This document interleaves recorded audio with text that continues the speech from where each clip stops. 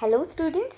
मुझे पता है कि इस चैप्टर में आपको सबसे ज़्यादा प्रॉब्लमेटिक अगर कोई चीज़ लगती है that is respiratory capacities and respiratory volumes. तो चलिए अब ट्रिक के साथ हम जानते हैं कि जैसे फर्स्ट वॉल्यूम है दैट इज़ टाइडल वॉल्यूम। इसको याद करने की सबसे सिंपलेस्ट ट्रिक है कि इसको बोला जाता है टीवी। और आप याद ऐसे रखो कि जब आप टीवी देख रहे हो तब आप नॉर्मल इनहेलेशन एक्सहेलेशन करते हो। कभी आपका फोकस गया है कि हाँ अब मेरी ब्रीथिंग रेट जो है वो बहुत हाई है या बहुत लो है? कभी नहीं। यानी कि आप नॉर्मली एकदम रिलैक्स होके आप टीवी देखते हो। जब आप रिलैक्स होके टीवी देख रहे हो यानी कि नॉर्मल इनहेलेशन एक्सहेलेशन के टाइम पे जो आपकी 500 ml जो आपके लंग्स की कैपेसिटी होती है that is known as tidal volume. क्या आपको ये चीज़ क्लियर लगी और ट्रिक आपको पसंद आई? तो चलिए पूरे चैप्टर को हम समराइज़ करते हैं विद बहुत सारी ट्रिक्स के साथ। तो स्टार्ट करने जा रहे हैं, ये आपको पूरा का पूरा चैप्टर आपको पढ़ना है जिसमें हम स्टार्ट करने जा रहे हैं फर्स्ट रेस्पिरेशन एंड ब्रीदिंग। अब रेस्पिरेशन क्या होता है और ब्रीदिंग क्या होती है? ये जो रेस्पिरेशन है इस रेस्पिरेशन को बोला जाता है कि जिसमें गैसेस एक्सचेंज परफॉर्म हो रही है। और ये जो ब्रीदिंग है, ब्रीदिंग मतलब होता है सिर्फ इनहेल एंड एक्सहेल करना। ठीक है, यानी कि जब आप सांस ले रहे हो और सांस छोड़ रहे हो that is known as breathing.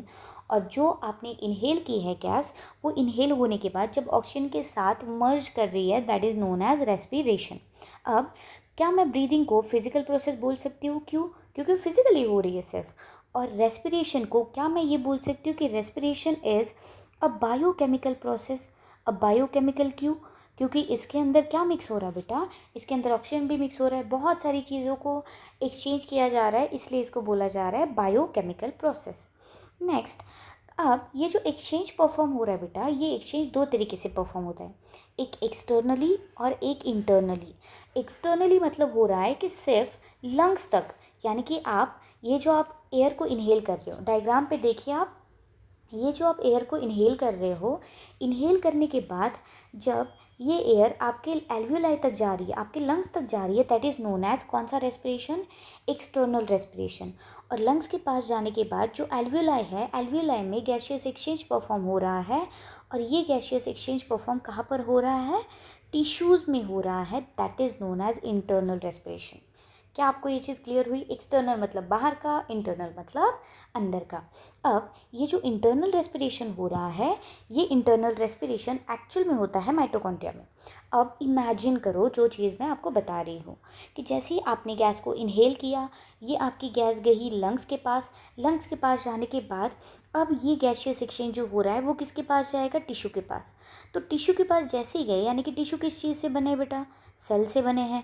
यानी कि सेल के अंदर क्या प्रेजेंट होगा? साइटोप्लाज्म प्रेजेंट होगा। यानी कि सबसे पहले ये जितनी भी चीज़ है वो कहाँ एंटर करेगी? सेल के साइटोप्लाज्म में एंटर करेगी। सेल के साइटोप्लाज्म में इन चीज़ों को तोड़ा जाएगा। तोड़ने के बाद सेल के अंदर क्या प्रेजेंट होता है? हमारा power house, that is mitochondria. जितनी भी चीज़ें यहाँ पर टूट चुकी है ये सारी की सारी चीज़ें एंटर कहाँ करेंगी? माइटोकॉन्ड्रिया के पास। जैसे ही माइटोकॉन्ड्रिया में ये सारी चीज़ें एंटर करती है वैसे ही माइटोकॉन्ड्रिया एटीपी बनाना शुरू कर देता है। एटीपी का मतलब होता है बेटा एनर्जी करेंसी। ठीक है, अब कितनी एटीपी बनती है वो मैं आपको बताती हूँ कि ये जो एटीपी है डिपेंड्स कि आपका एरोबिक रेस्पिरेशन हो रहा है या आपका एनारोबिक रेस्पिरेशन हो रहा है। ठीक है, एरोबिक रेस्पिरेशन मतलब होता है कि आपका प्रेजेंस ऑफ ऑक्सीजन, अब प्रेजेंस ऑफ ऑक्सीजन में हो रहा हो तो वहाँ पर फॉर्म होती है 38 एटीपी। और अगर एनारोबिक हो तो वहाँ पर फॉर्म होती है 2 एटीपी। ठीक है, इसके लिए मैं सेपरेट वीडियो आपको ज़रूर बना दूंगी। नेक्स्ट देखते हैं हम, यहाँ पर देखिए ये जो हमारा एक ह्यूमन है, ठीक है, बहुत प्यारा सा लग रहा है ये। तो ये जो ह्यूमन है इसका पाथवे देखते हैं कि कहाँ से हम इनहेल कर रहे हैं, एक्चुअल में गैसेस कहाँ कहाँ पर जा रही है। तो सबसे पहले बेटा ये देखो, ये रहे हमारे नॉस्ट्रिल जो बहुत प्यारे से है। ये नॉस्ट्रिल से गैस इनहेल करेंगे हम, ये कहा जाएगा, ये जो पैसेज वे है that passage way is known as nasal cavity और नेज़ल चेम्बर। अब नेज़ल चेम्बर के थ्रू ये एयर जाएगी हमारे एक थर्ड पैसेज में that is known as pharynx region. अब ये जो रीजन है that region is known as, ये जो रीजन है that region is known as pharynx. अब फेरिंग्स को बेटा कॉमन पैसेज बोला जाता है। किस चीज़ का common passage? For food and air. अब ये क्या होता है मैम? ये देखो, यहाँ से हमने इनहेल किया है और यहाँ से हमने फूड कंज्यूम किया है, यानी कि दोनों की दोनों चीज़ें इकट्ठा एक लोकेशन पे आ रही है। इस लोकेशन को बोला जाता है फेरिंग्स रीजन, जहाँ पर फूड एंड एयर इकट्ठा आ रहा है। उसके बाद जैसे ही हमारी एयर नीचे जाएगी, अब ये कहाँ एंटर करेगी, अब ये करेगी एंटर सिर्फ और सिर्फ विंड पाइप में। ठीक है, विंड पाइप में एंटर करने के बाद ये जो रीजन है, this region is known as tracheolar region. अब ट्रैकिया के अंदर क्या हो रहा है, ट्रैकिया के अंदर सिर्फ गैस एंटर कर रही है और इसके ऊपर बेटा सी शेप कार्टिलेजिनस रिंग प्रेजेंट होती है, यानी कि ऐसी आप समझो, ये जो है ना ये ऐसा, ये ऐसे रिंग्स प्रेजेंट होते हैं और ये रिंग जो है ना ये हाफ रिंग प्रेजेंट होते हैं, यानी कि सिर्फ ऐसे सी शेप, फुल नहीं होते। अब सी शेप क्यों होते हैं ये मैंने आपको जब न्यूट्रिशन चैप्टर पढ़ा है तभी मैंने बता दिया, बट अगर किसी ने मिस कर दिया हो तो हमारा काम है बेटा बताना। यहाँ देखो, ये जो सी शेप कार्टिलेजिनस रिंग है, ये सी शेप कार्टिलेजिनस रिंग क्यों होती है, क्योंकि ये सिर्फ और सिर्फ हाफ चीज़ को कवर करी है। यानी कि जस्ट इमेजिन कि ऐसे आपके दो पाइप हैं, एक के पीछे एक पाइप होता है। ठीक है, ये आपका है विंड पाइप और ये आपका है फूड पाइप। ये फूड पाइप क्या है, कहाँ पर है आपका, ये बैक साइड में प्रेजेंट है। और ये विंड पाइप कहाँ है, ये विंड पाइप आपके फ्रंट में प्रेजेंट है।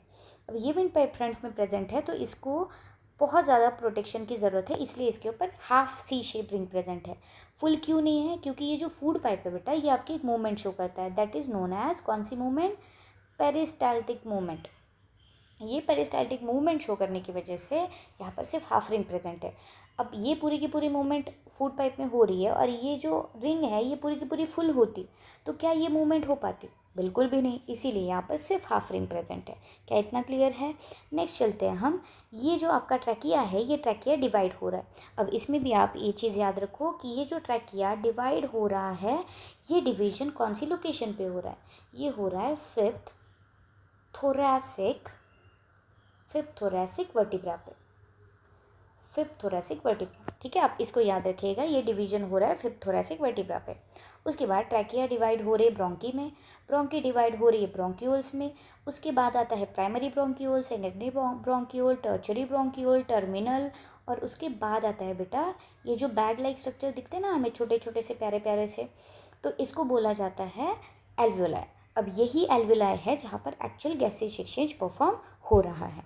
इतना क्लियर हुआ? चलिए नेक्स्ट देखते हैं अब हम कि यहाँ पर ये जो सारी की सारी चीज़ें, अब एक बार इसको पढ़ लीजिएगा कि नोज़ क्या कर रहा है, फेरिंग्स पॉज कर लीजिएगा, ठीक है वीडियो को। फेरिंग्स क्या है, कॉमन पैसेज है, लैरिंग्स क्या है, वॉइस बॉक्स है, ट्रैकिया क्या है, रिंग मस्कुलर ट्यूब है, ब्रोंकी क्या है, जहाँ पर जो ट्रैकिया है, ये जो ट्रैकिया ये डिवाइड हो रहा है that is known as bronchi. उसके बाद ब्रोंक्यूल क्या होता है, ये जो सब डिवीजन हो रहा है दैट इज़ ब्रोंक्यूल। एल्वियोलाई क्या है, जहाँ पर गैसियस एक्सचेंज परफॉर्म हो रहा है, ये बहुत ही ज़्यादा थिन होता है। अब थिन क्यों है, ये थिन क्यों है, थिक होता तो क्या होता, अब मुझे बताओ। ये एक ऐसी थिन पट्टी है और ये ऐसी बहुत ही ज़्यादा थिक है। अब मुझे बताओ यहाँ से चीज़ें इजीली पास हो सकती है या फिर यहाँ से चीज़ें इजीली पास हो सकती है, ऑब्वियसली थिन थिन जगह से ही पास होगी। इसीलिए जब हम गैसियस एक्सचेंज परफॉर्म कर रहे हैं तो गैसियस एक्सचेंज परफॉर्म करने के लिए हमेशा थिन बेल्ट की ही ज़रूरत होती है, दैट इज़ एल्वियोलाई। ठीक है, लंग्स कैसे होते हैं बेटा, स्पॉन्जी होते हैं। और एक चीज़ दैट इज़ ये जो लंग्स है ये बेटा नॉन मस्कुलर भी होते हैं। अब नॉन मस्कुलर मतलब क्या होता है कि इसके पास कोई भी मसल्स प्रेजेंट नहीं होती है।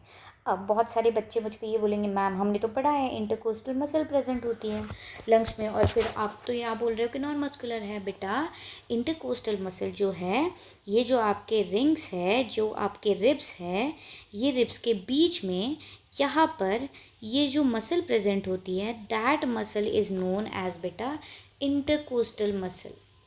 ठीक है, ये मसल आपके रिब्स को कवर कर रही है, आपके लंग्स को कवर नहीं कर रही है। नेक्स्ट देखते हैं हम प्लूरा के बारे में। अब प्लूरा के बारे में बहुत सारे बच्चों को पता होगा ऑलरेडी, पर नहीं पता है तो यहाँ देख लीजिए। ये हमारा लंग्स जो कि बहुत ही गंदा निकाला है हमने, यहाँ देखो। ओके, अब ये रहा हमारा लंग्स। ठीक है, लंग्स की जो आउटर रीजन है, ये जो आउटर रीजन है ये एक मेम्ब्रेन होती है। ठीक है, और उसके बाद एक और मेम्ब्रेन हम बनाते हैं इस कलर से, यहाँ पर एक और मेम्ब्रेन होती है जो आउटर प्रोटेक्शन प्रोवाइड करती है। ठीक है, अब ये हो गई दो मेम्ब्रेन। अब एक और कलर की हमें ज़रूरत है, कौन सा कलर चूज़ करें हम? ओके, ग्रीन ज़्यादा पसंद नहीं आता, पिंक ले लेते हैं। ठीक है, अब यहाँ पर आप ओके, ये पिंक तो प्रॉब्लमेटिक है बेटा, तो फिर हम कलर ले लेते हैं, कौन सा कलर ले, यही ले लेते हैं फिर, जान दो। अब यहाँ पर ओके, ये देखो पॉपअप हो रहा है थोड़ा सा, ठीक है।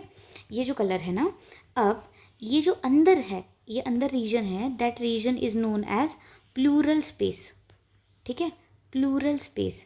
और यही प्लूरल स्पेस में क्या प्रेजेंट होता है, प्लूरल फ्लूइड प्रेजेंट होता है, प्लूरल फ्लूइड। और ये जो स्ट्रक्चर है ना, ये जो दोनों की दोनों मेम्ब्रेन्स हैं, इन दोनों मेम्ब्रेन्स को बोला जाता है बेटा, ओके ये देखो, ये जो मेम्ब्रेन है ये आपकी इनर मेम्ब्रेन है, और इस इनर मेम्ब्रेन को बोला जाता है विसरल मेम्ब्रेन, विसरल मेम्ब्रेन।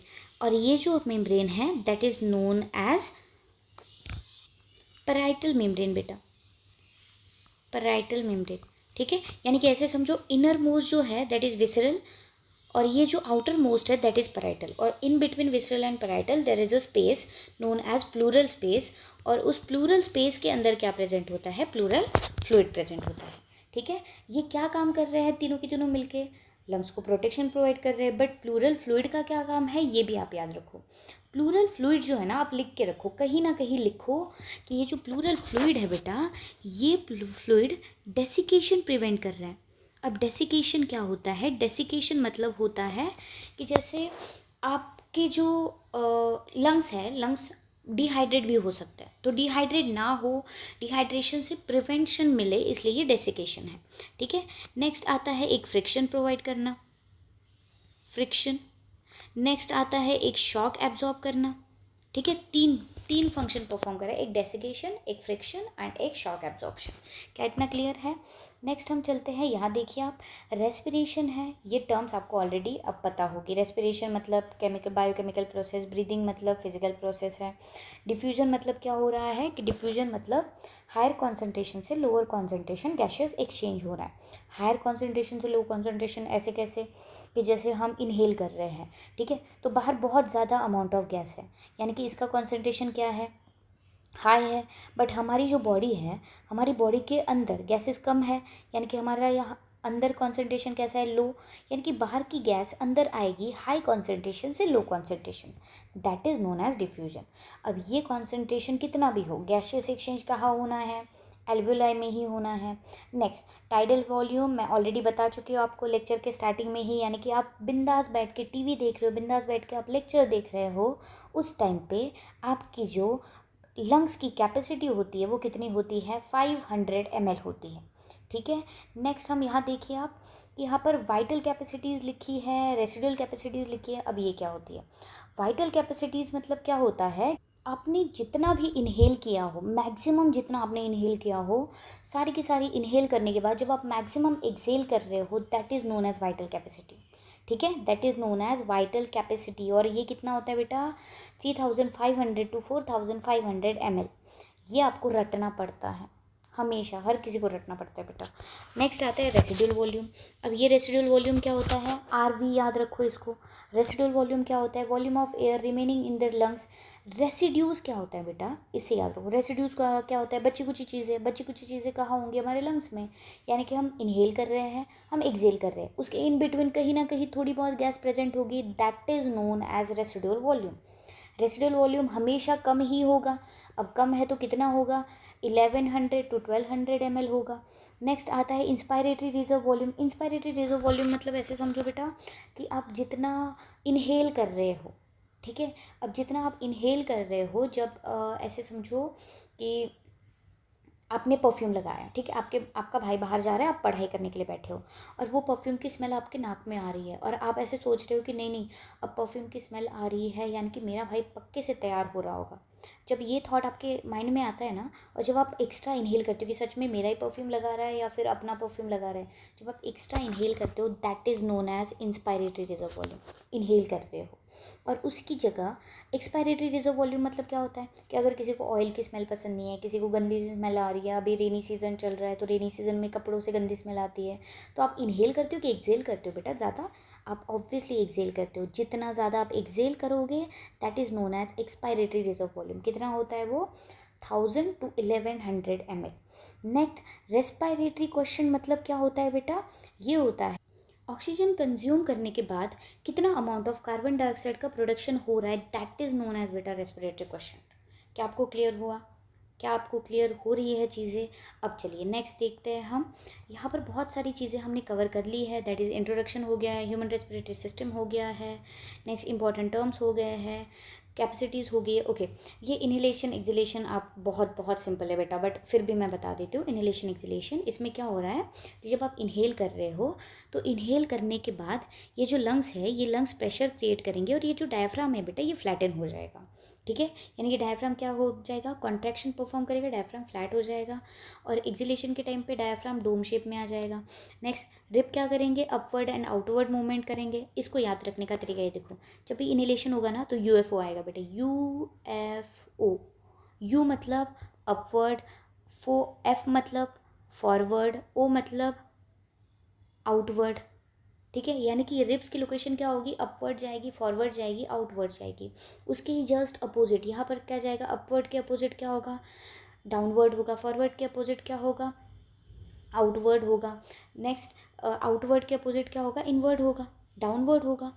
इतने सारे वर्ड्स आते हैं। ठीक है, नेक्स्ट हम बात करते हैं कि वॉल्यूम इंक्रीज किसका इंक्रीज हो रहा है, थोरेसिक कैविटी का वॉल्यूम ऑब्वियसली इंक्रीज होगा बेटा। आप इनहेल कर रहे हो, जैसे ही आप इनहेल करोगे तो ये लंग्स जो है ये इंक्रीज करेंगे कि नहीं करेंगे, वॉल्यूम इनका इंक्रीज होगा कि नहीं होगा, that is increase in thoracic cavity.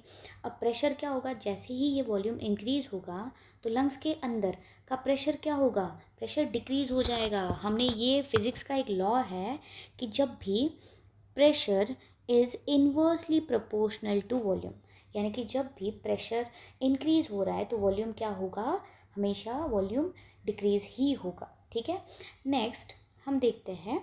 Okay, इसके जस्ट अपोजिट ये है बेटा।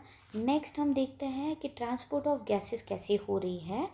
अब यहाँ देखिए कि ट्रांसपोर्ट ऑफ गैसेस, ऑक्सीजन कितने अमाउंट में हो रहा है और किसके थ्रू ट्रांसपोर्ट हो रहा है, दैट इज 98.5% हो रहा है। किसके थ्रू हो रहा है, आरबीसीज के थ्रू। अब ऑक्सीजन आरबीसीज के थ्रू ट्रांसपोर्ट किया जा रहा है, आरबीसी के अंदर हीमोग्लोबिन होता है और जब ये हीमोग्लोबिन ऑक्सीजन के अंदर मिक्सअप हो रहा है, that term is known as oxyhaemoglobin. Simple, oxygen plus haemoglobin, that is known as oxyhaemoglobin. यानी कि जितना भी हम ऑक्सीजन इनहेल कर रहे हैं वो ऑक्सी हीमोग्लोबिन बनता जा रहा है और उसमें भी 1.5% जो ऑक्सीजन है वो कहा जा रहा है, वो प्लाज्मा के अंदर डिजोल्व किया जा रहा है। क्या इतना क्लियर हुआ आपको? नेक्स्ट चलते हैं हम सेलुलर रेस्पिरेशन के पास। सेलुलर रेस्पिरेशन अभी मैंने टर्म बताई है कि सबसे पहले जो ये साइटोप्लाज्म होगा, साइटोप्लाज्म के पास जाएंगे, साइटोप्लाज्म के बाद फिर कहाँ जाएंगी ये सारी की सारी चीज़ें, माइटोकॉन्ड्रिया के पास। यानी कि जो भी ग्लूकोज है, अब ये जो ग्लूकोज है C6H12O6, ये ग्लूकोज प्लस ऑक्सीजन क्या होंगे, ब्रेक डाउन होंगे और कौन सी चीज़ें बनेगी, कार्बन डाइऑक्साइड बनेगा बेटा, वाटर बनेगा एंड एनर्जी बनेगी। एनर्जी कितनी बनेगी ये आपको याद रखना है, एनर्जी बनती है 38 ATP, 38 ATP। ठीक है, नेक्स्ट हम चलते हैं। यहाँ देखिए, अब गैसियस एक्सचेंज लास्ट टॉपिक है हमारा क्विक रिवीजन का। गैसियस एक्सचेंज कैसे परफॉर्म हो रही है, आपने इनहेल किया, ठीक है, आपने इनहेल किया, यहाँ पर बहुत सारी गैसेस है, O2 बहुत सारा है, ठीक है, O2 बहुत ज़्यादा आ गया है हमारे पास, कार्बन डाइऑक्साइड के भी कुछ पार्टिकल्स आ गए, बट सबसे ज़्यादा अमाउंट ऑफ ऑक्सीजन है। अभी हमने पढ़ा कोई भी चीज़ कहाँ से कहाँ ट्रैवल करती है बेटा, हाई कॉन्सेंट्रेशन से लो कॉन्सेंट्रेशन। अब यहाँ पर कॉन्सेंट्रेशन कैसा है, ऑक्सीजन का हाई है, ये जो कैपिलरी है यहाँ पर कॉन्सेंट्रेशन कैसा है, लो है, यानी कि ऑक्सीजन कहाँ से कहाँ ट्रैवल करेगा, high concentration to low concentration, यानी कि कैपिलरी से, सॉरी एल्वेलाई से कहाँ ट्रांसफ़र करेगा, कैपिलरीज में। नेक्स्ट, ये जो अब कार्बन डाइऑक्साइड है, कार्बन डाइऑक्साइड का अमाउंट कहाँ पर ज़्यादा है, यहाँ पर सबसे ज़्यादा है कार्बन डाइऑक्साइड, ये रो कार्बन डाइऑक्साइड सबसे ज़्यादा है, यानी कि कार्बन डाइऑक्साइड का यहाँ पर हाई कॉन्सेंट्रेशन है और अंदर क्या है, लो कॉन्सेंट्रेशन है, यानी कि कार्बन डाइऑक्साइड क्या होगा, ये high concentration to low concentration. क्या आप सिंपलेस्ट तरीके से समझ पा रहे हो, हाई कॉन्सेंट्रेशन से लो कॉन्सेंट्रेशन, लो कॉन्सेंट्रेशन से हाई कॉन्सेंट्रेशन, कैसे क्या चीज़ें ट्रैवल कर पा रही है। ठीक है, नेक्स्ट हम देखते हैं कि ये जो इंटरनल रेस्पिरेशन है, आप एक बार इसको पढ़ लो कि blood deliver O2 to the body cells and pick up carbon dioxide. यहाँ देखो ना कि O2 को क्या किया जा रहा है, कैप्चर किया जा रहा है, कार्बन डाइऑक्साइड को क्या किया जा रहा है, बाहर भेजा जा रहा है। ठीक है, O2 diffuses from blood into cell. अब ये क्या हो रहा है, O2 जैसे यहाँ आ गया, यही रुकेगा क्या, बिल्कुल नहीं, यहाँ से कहाँ जाएगा, वो जाएगा सेल्स के पास। ठीक है। और यहाँ से कार्बन डाइऑक्साइड कहाँ जाएगा, वो जाएगा एल्वेलाई के पास। यहाँ देखो carbon dioxide diffuses from cell into blood, यानी कि एल्वेलाई के पास जाएगा। फिर एल्वेलाई कहाँ लेके जाएगी, यहाँ देखो। अब एल्वेलाई, यहाँ पर एल्वेलाई है, ये एल्वेलाई जितनी भी गैसेस है कार्बन डाइऑक्साइड उसको कहाँ लेके जाएगी, टर्मिनल, टर्चरी, सेकेंडरी, प्राइमरी, उसके बाद ब्रोंकियोल, उसके बाद ब्रोंकी, ब्रोंकी से ट्रैकिया, ट्रैकिया से लैरिंक्स, लैरिंक्स से फेरिंक्स, फेरिंक्स से नेजल चेम्बर, नेजल चेम्बर से नॉस्ट्रिल, उसके बाद हमने छोड़ दी अपनी सांस। क्या इतना आपको क्लियर हुआ है? क्या सारी चीज़ें आपको क्लियर हुई है? आप एक बार इसका स्क्रीनशॉट लो, इसको पॉज करो, एक बार पढ़ो। कोई भी डाउट हो please please please add your doubt in comment section, ठीक है। मैं डेफिनेटली कमेंट सेक्शन में आपको आंसर करूँगी। एंड स्टे ट्यून, एंड अगर पॉसिबल हो तो मेरे चैनल को सब्सक्राइब ज़रूर करना। Thank you so much.